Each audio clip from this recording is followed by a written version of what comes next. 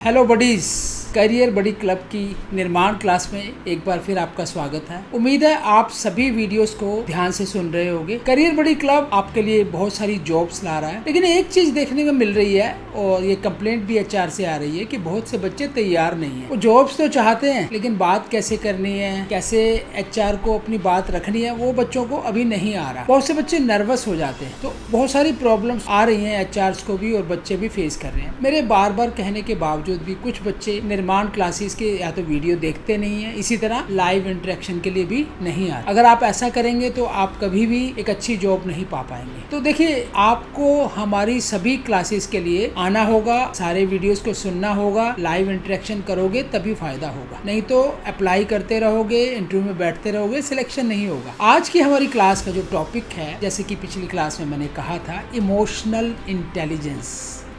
तो emotional intelligence क्या होती है, चलिए आज इसको समझते हैं।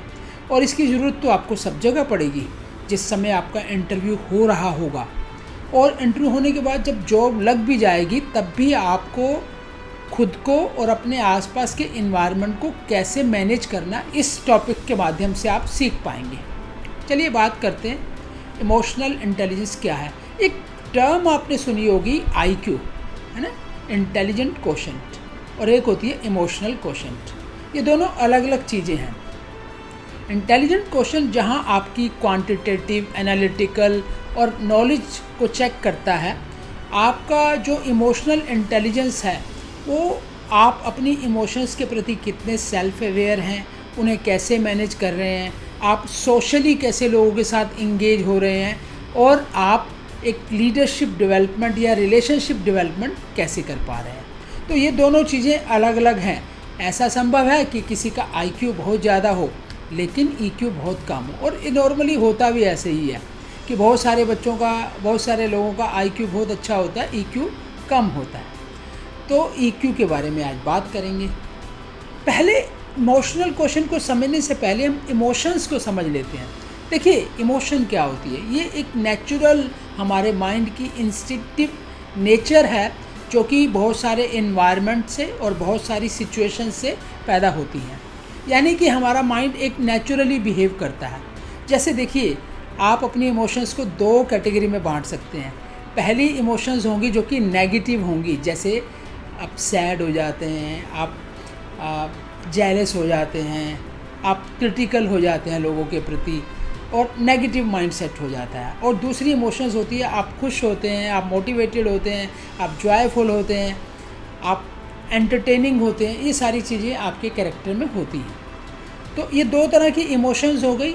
अब समझते हैं इमोशनल इंटेलिजेंस या इमोशनल क्वोशेंट क्या है।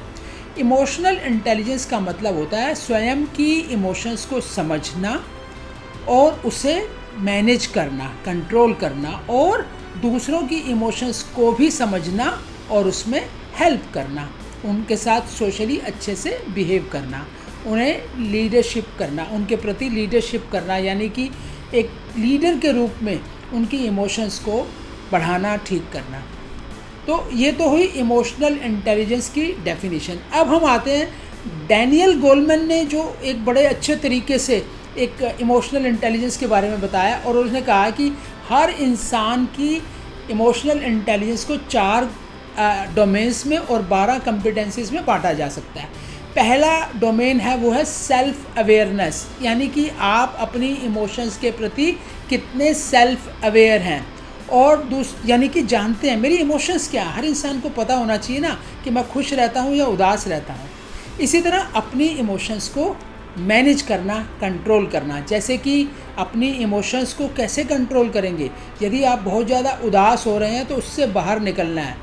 और इसी तरह आपको अडेप्टेबिलिटी आनी चाहिए, चीज़ों को जिस भी एनवायरनमेंट में आप जाते हैं उसमें बड़ी जल्दी अडेप्ट कर लें, ये आपके अंदर क्वालिटी होनी चाहिए। अचीवमेंट ओरिएंटेड हो, आप जीवन में आगे बढ़ें, यानी कि उदास होकर बैठ गए और सोचा कि मेरा कुछ नहीं हो सकता, नहीं, अचीवमेंट ओरिएंटेशन होनी चाहिए हर इंसान के अंदर, यानी कि वो आगे बढ़ने की सोचे और उसकी एक पॉजिटिव आउटलुक होनी चाहिए।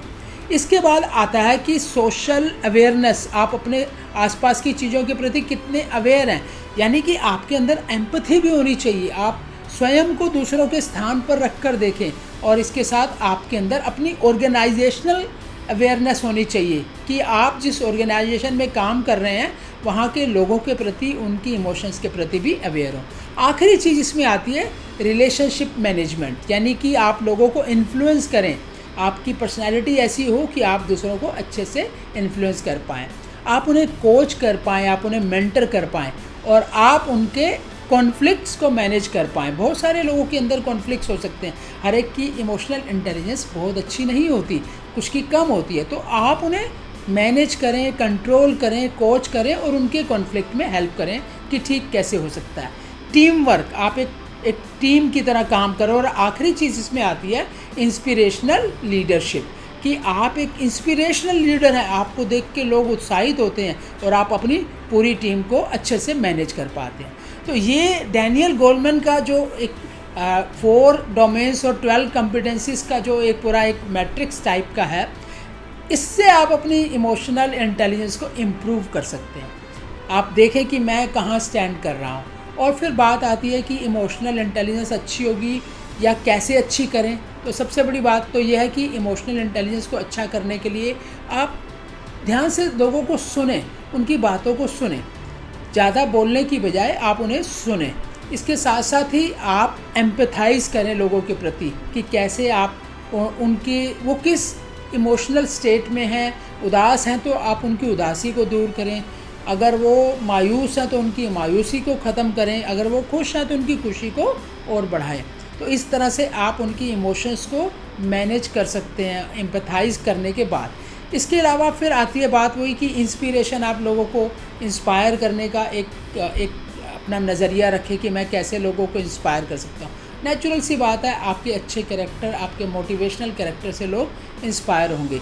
और आखिरी चीज़ जो इसमें बात डिस्कस की थी कि लीडरशिप क्वालिटीज़ होनी चाहिए इंसान के अंदर।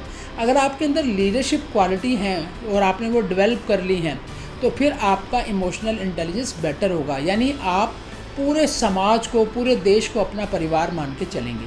तो ये तो आज की चर्चा जो थी वो थी इमोशनल इंटेलिजेंस के ऊपर। और हर इंसान का इमोशनल इंटेलिजेंस है, आजकल मार्केट में बहुत सारे टूल्स आए हैं, बहुत सारे सॉफ्टवेयर हैं जिससे कि हम किसी का इमोशनल क्वोशंट मेज़र कर सकते हैं। तो आप भी चेक करें किसी ना किसी टूल पे जाकर अपने इमोशनल इंटेलिजेंस को।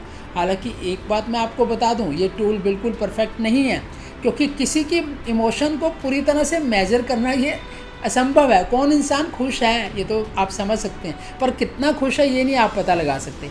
तो लेकिन हाँ, ये सारे टूल्स जो हैं एक अप्रोक्सीमेट आइडिया आपको ज़रूर देंगे। आज की हमने क्लास में सीखा कि कैसे हम अपनी इमोशनल इंटेलिजेंस को समझ सकते हैं और कैसे इसे इम्प्रूव कर सकते हैं। देखिए, इमोशनल इंटेलिजेंस तो समझ ली, लेकिन एक चीज़ आपको ज़रूर मिलेगी ज़िंदगी में और इसको बोलते हैं समस्या, प्रॉब्लम ही प्रॉब्लम है हमारी लाइफ में। लेकिन यदि आप उन प्रॉब्लम को सॉल्व करना जानते हैं तो कोई भी प्रॉब्लम आपके लिए, आपके करियर डेवलपमेंट में, आपके जीवन में बाधा नहीं बनती है। तो हमारी अगली क्लास में हम जानेंगे कि कैसे हम प्रॉब्लम्स को सॉल्व कर सकते हैं, उसके लिए कैसे हम आउट ऑफ बॉक्स थिंकिंग का इस्तेमाल करते हैं। तो आज की क्लास के लिए अटेंड करने के लिए, इसको सुनने के लिए आपका बहुत बहुत धन्यवाद। उम्मीद है आज की क्लास से आपको इमोशनल इंटेलिजेंस के बारे में पता लगा होगा। एक चीज़ और मैं कहना चाहूँगा, पहले जो हमारी क्लास लाइव इंटरेक्शन की क्लास थर्सडे को होती थी, वो बच्चों की डिमांड पर अब उसे सैटरडे को कर दिया गया है। तो सैटरडे को हम आपको एग्जैक्ट टाइम जो भी हमारे प्रीमियम मेंबर हैं उनको बता दिया जाएगा, जो भी हमारे आखिरी पड़ाव के मेंबर हैं उनको बता दिया जाएगा। बहुत बहुत धन्यवाद मुझे सुनने के लिए। Thank you, bye.